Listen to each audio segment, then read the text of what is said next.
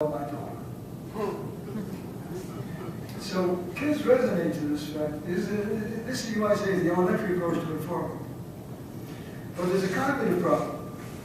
Not every kid realizes that Tim was a dog. So it comes out in discussion. Tony says, "I would not take the blame for Tim." And Tony says, "Well, I would you?" So we get discussion of the moral issues involved, but they get ready for a more difficult experiment. I wrote a story about Ray and his bad rat. And the principal objected to the rat and said, "We can't have rats in school." So I turned it into a cat. And I asked the illustrator, Steve Taylor, to make a really mean-looking cat. Ray had a big bad cat. The cat was as big as an imaginary size. Again, we're at the CVC level. Very elementary reading. One day I met Ray. He had the cat with him that day. He had the cat in a pack that he had on his back. He and his cat went in back of me. Ray put the cat in my pack, but I did not see. He said, "James, do you have a pen in your pack?" I said, "I do, but I want it back."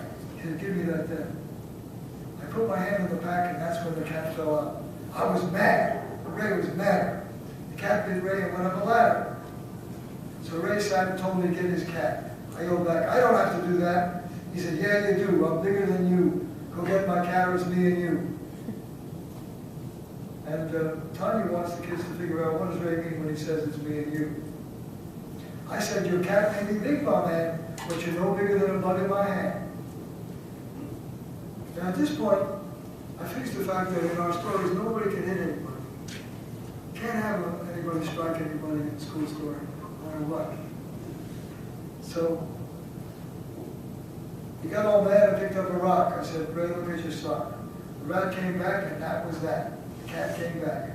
He bit Ray on his leg, and he fell on his back. So the problem is solved not through any action of the hero, but through problem solving. We can't wait for this to happen. Now, to move on to a story that I not write, was written by one of the students in my class, Elizabeth Brown, called The Hater, which gets more deeply into emotions perhaps than anything else. I have a problem it's hard for you all to see.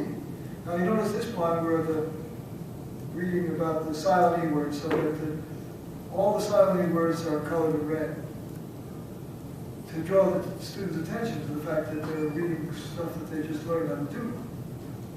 I have a problem it's hard for you all to see. For Shanice, and things aren't going so well for me. I'm Shanice. It's all been bad since I was 4. That's when my little blue friend came to my door. He said to have fun, and all it would take was to put both my hands in a birthday cake. Me and the Hater are so much fun. We jump and play and dance and run. Hater is little, way shorter than me. He does things I never did see. Me and the Hater are just alike. I even let him ride my brand new bike. I bet you all can guess what the Hater did. He popped a wheelie and made me blow my head. No one can see my blue best friend. He gets me in trouble again and again. And Tanya asks the question, why can't anyone see the Hater? Many children have difficulty figuring this out. He knows that Mama will yell and yell. That's kind of why things aren't going so well. When Hater comes, he leaves a big mess. He plays so much I do bad on my tests.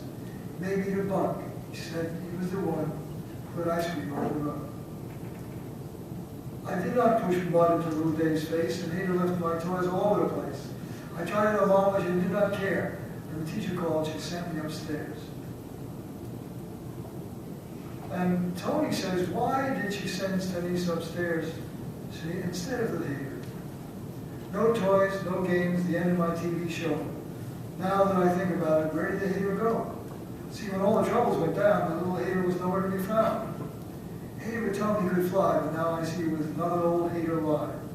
I've not seen him all afternoon, but I don't think I'll see him anytime soon. The fun ran out when Hater went away. All I had wanted to do was play. I mean, he was cute. All I wanted to see.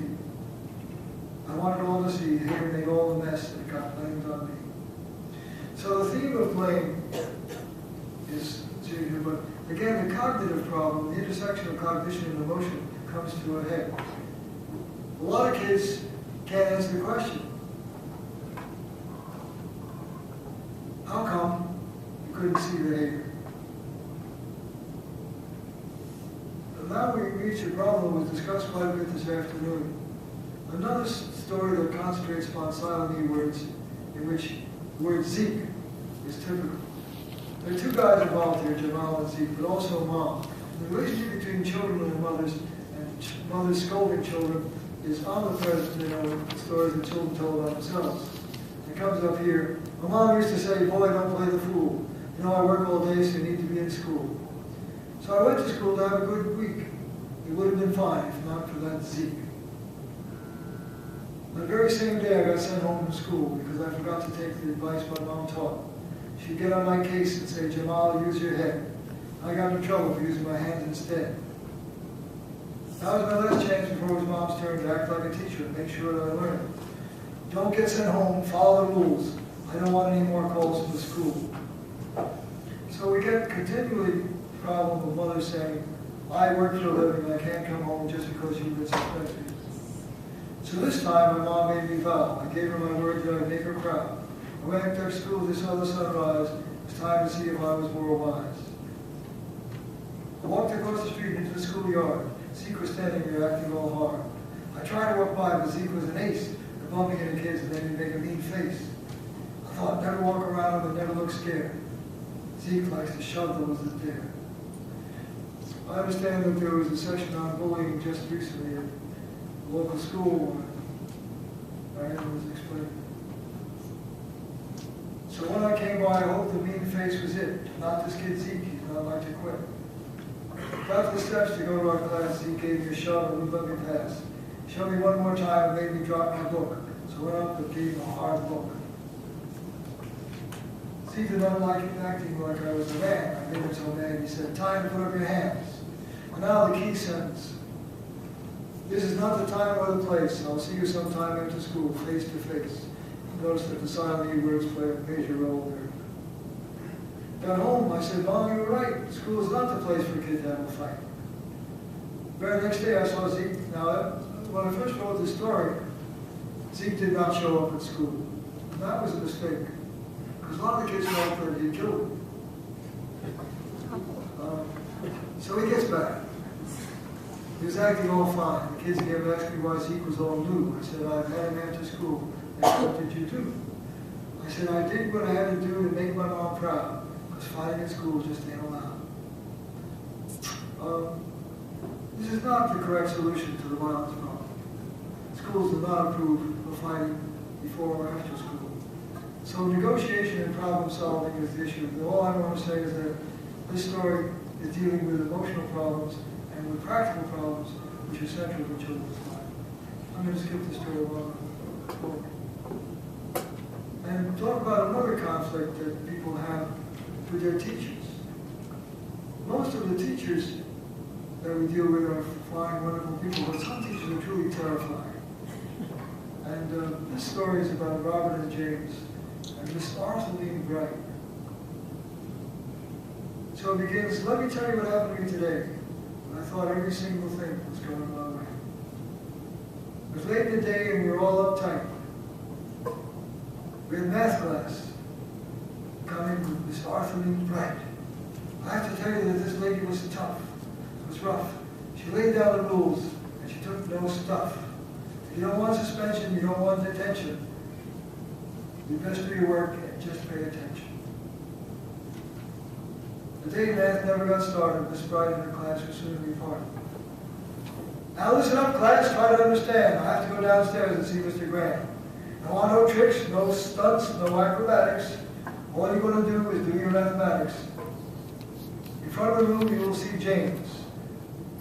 The first one to talk, he'll write down their names. I don't know how many of you have this experience, but I'm drawing all this from actual stories the kids have told me.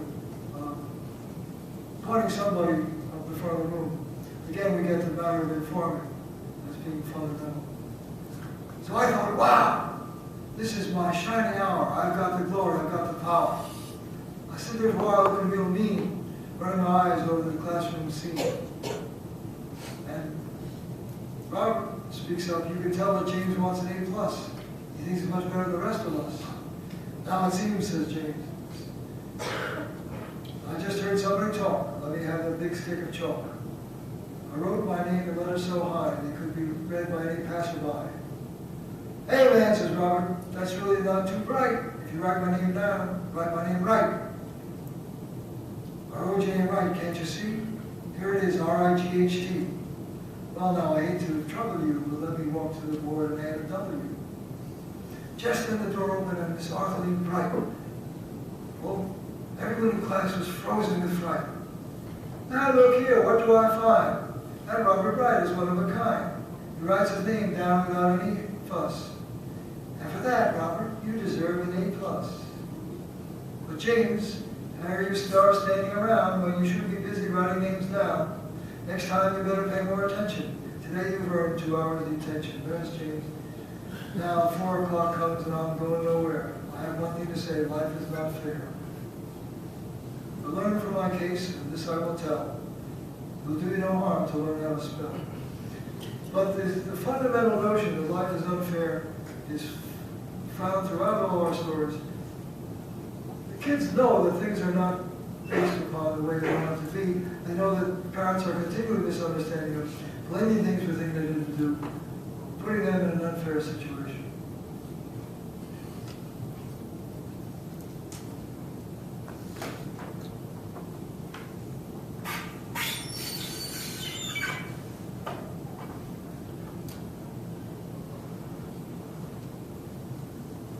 So I've taken some of your valuable time to read you kids' stories.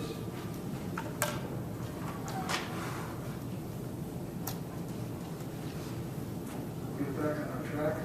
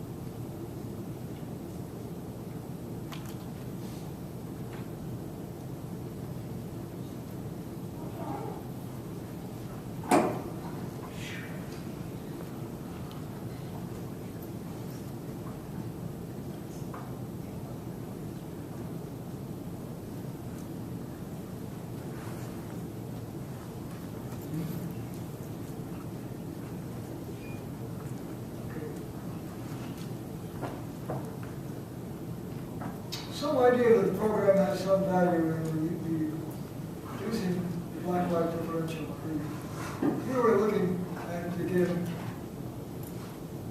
at the Woodcock-Johnson word ID test. Blue and red. Blue are the black students and red. In the pre-test, the white population of struggling readers scored 30, the black population 24. Post-test, the difference had disappeared. That's the kind of effect that we're looking for. But just the overall effect on the Reading Road Tutoring Program, Woodcock-Johnson national percentiles and effect sizes. We go from pre-test 20 to 30, 16 to 23, 14 to 17, 13 to 20. Notice for passing comprehension, the improvement is the least. There's no doubt that this is one of the fundamental problems. Decoding is our first emphasis, but there's a long way to go on improving comprehension.